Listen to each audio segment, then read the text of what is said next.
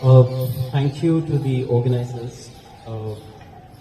Let me just put on record a sense of privilege and actually a sense of privilege to be in the company of the likes of Professor Meera Chando, who I admire primarily as a teacher and her commitment to teaching as a vocation, as a persuasive domain, and also in the company of Ravi, a partner in crime, as it were.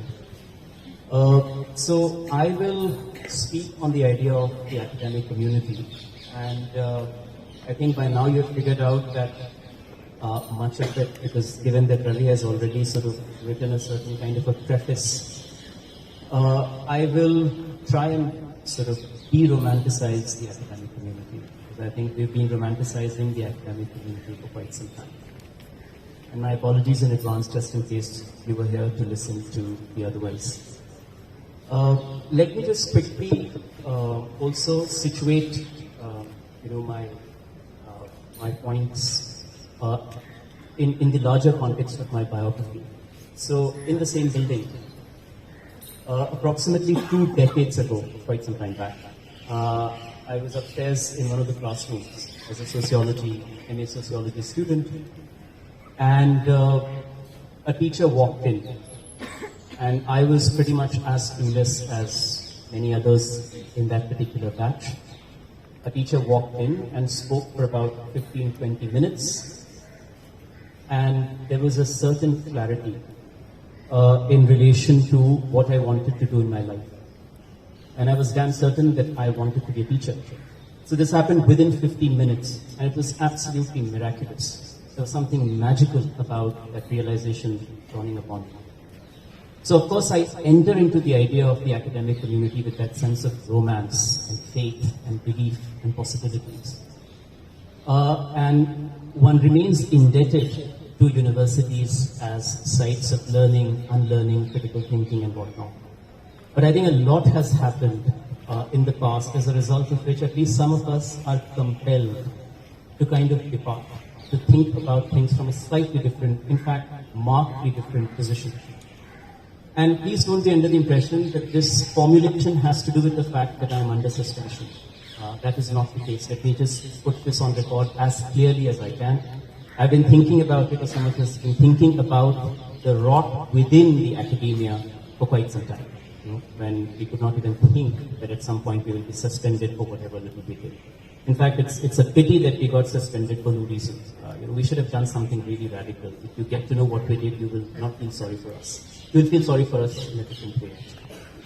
Now, so the idea of the academic community, just to go back to this enigma in some senses.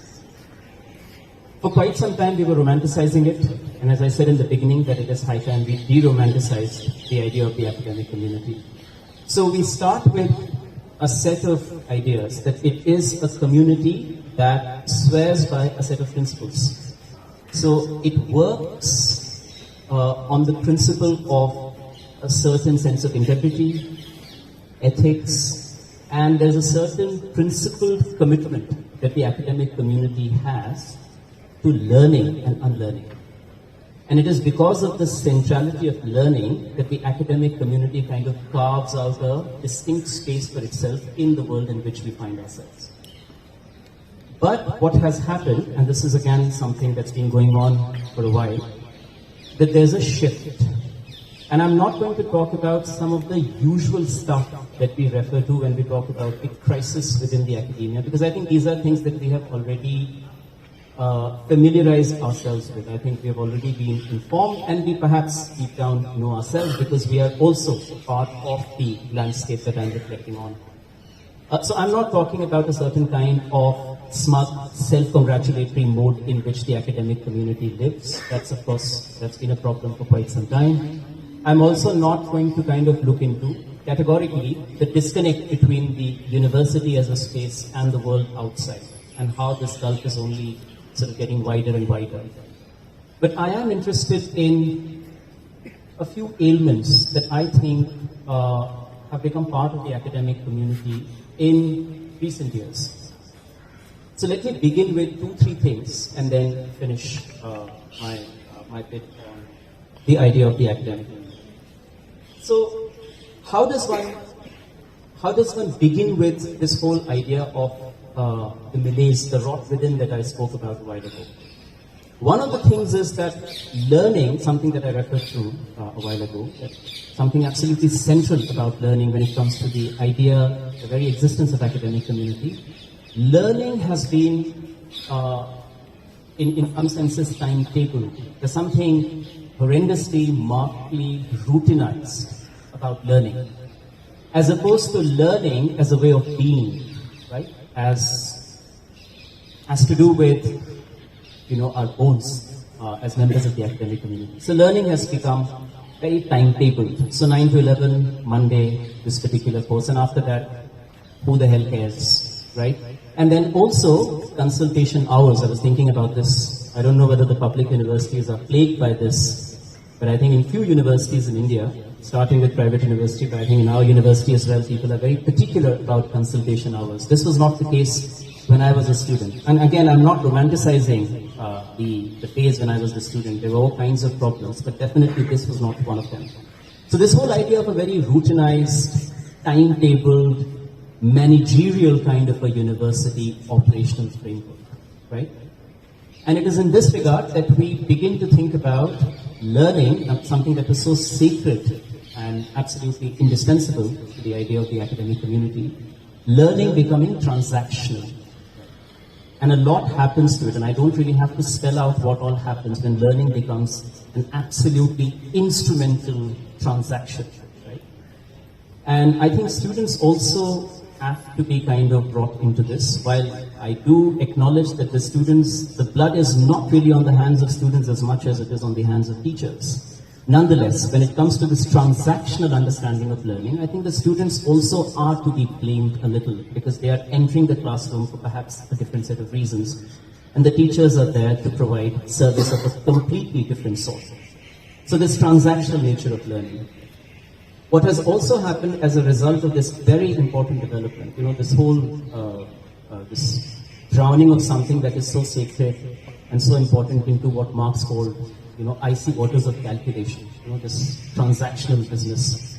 What has also happened as a result of this is that we are gradually moving from the idea of significance to the idea of relevance. Now, of course, in day-to-day language, we use these as synonyms or kind of close to each other words, references, but there's a world of difference between what is significant and what is relevant. Now, the relevant is always defined by a certain market logic. The relevant is always defined in terms of application. And the significant is something that is independent of its market value. So, for instance, literature, I don't know whether in the times in which we live, one can really make a case for the relevance of literature. Of course, people will. It's just that we might not agree with them. But I'm sure there are many, thankfully, who will speak about the relevance of literature, the significance of literature, without giving a damn as to whether that's relevant or not. So you're reading Hindi literature, or somebody might ask, and various well-wishers of ours keep doing this endlessly, what's the relevance of this? But end of the day, we need to go beyond relevance and think about significance. And relevance will come in. Relevance has no other option but to fall in line if we pursue the significant. So this is something that has also happened, because we are increasingly going from education to training or some kind of skill development. So we have all kinds of courses that cater to market, that cater to industry. And social sciences are not at all away from this. We can't really keep on sort of, shall we say, blaming the sciences. The other thing that has also happened in continuation is that within the academic community, we have, and I'm borrowing from a great sociology person, Robert Nisbet, who in this fantastic work, Sociology as an Art Form, speaks about two logics. He speaks about logic of discovery, and he speaks about logic of demonstration. And in the academic world, when it comes to the academic community in particular, we are seeing a marked shift from the logic of discovery to a logic of demonstration. So we are increasingly becoming experts and scholars without any depth in relation to what we are doing. And that is where I think I go back to what Ravi was referring to, that there is a certain, and of course I'm putting it in a very simple, I'm using a very simple formulation for this. that there is a certain gap between the classroom or what we do in the classroom and the lives that we live outside the classroom. And we see no problem with that. So I could very well be teaching something on discrimination, injustice, inequality, and at the same time I'm absolutely fine with being silent. And remember, it's a calculated, rational silence, being silent about it outside society. This is something that is, of course, a problem. It's a serious problem that what we teach, what we learn, has no bearing whatsoever in our day-to-day lives. And that is the reason why, as Ravi was, I think he was a bit careful and measured, but that's the reason why most of our colleagues have not reached out to us. That's the academic community in which we live. That we talk about the high-handedness of the state, we talk about communalization of curriculum, we talk about the onslaught, etc., etc. But I think it's high time we got our villains right. It's not the water around the boat, it's actually the water inside the boat. And the rot is deep within the academia. So I don't think there is any need to of course, as I said in the beginning as well, that I remain infinitely indebted to the academic community, university, and all kinds of collaborative learning and unlearning that has happened over the years. But at the same time, I will not mince my words. And I want to put it on record that actually the malaise, the rot is within the community. It is, I don't think we can carry on with referring to the right wing and the HRD and this minister and that. Actually, within the departments we operate, within the faculties we operate, there's a certain rot. Now, in the just to end, in relation to this particular idea, the rot is within. We have to also understand that there are no easy solutions. So till the time we were operating with a list of usual suspects, it was an easy solution in the sense that there was something convenient about that activism. But how do I end up speaking against someone who sits next door? And that's one heck of a crisis. How do I tell my own colleague that this is not right? This is something that is absolutely antithetical to the very idea of academic as a whole. If you're an academic, you must speak, you must get your sides right, etc. So in the Delhi High Court, there's a case going on, and right now we are in the middle of making a case for maintainability, that the Delhi High Court can take it up because SAU happens to be an international organization and whatnot. Now, even if we end up making a case for maintainability, my question is, can any court of law really do anything about this calculated indifference, this rational silence on the part of academics within the university? Can any judge really do something about that indifference? No, there is absolutely no remedy to that. And that's something that we have to live with. So in my opinion, that is the rot that we need to think about. And if we think about that, perhaps we will, in my opinion again, and this is, I stand corrected, but perhaps we'll arrive at a more humane and perhaps a more assuring, slightly unsettling, nonetheless assuring understanding of the academic community. Thank you.